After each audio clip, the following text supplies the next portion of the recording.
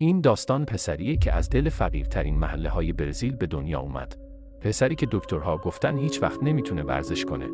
ولی همون پسر چند سال بعد قهرمان سبک وزن UFC شد. چارلز دوبرانکس اولویرا.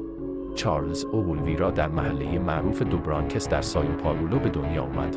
جایی که فقر و خشونت همیشه سایه‌اش رو روی مردم میانداخت.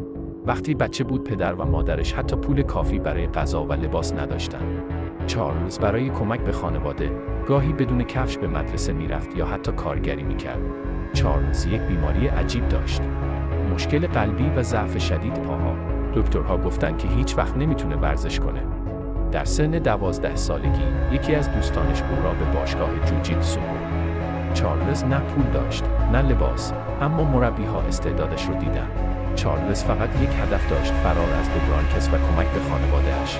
چارلز در شروع کارش بارها شکست خورد، اما یک جمله تو ذهنش بود: من برای جنگ ساخته شدم. سال 2010 وارد UFC شد، ولی مسیر آسان نبود. حتی در یک دوره گفتن از UFC بیرونش می‌کنن. در سال 2020 همه چیز عوض شد. چارلز قبلی مرده بود و به جاش یک هیولا جایگزین شد. در مبارزه با مایکل چندلر نزدیک بود در راند اول ناک اوت بشه، ولی برگشت. در راند دوم در چند ثانیه اول ناک اوتش کرد.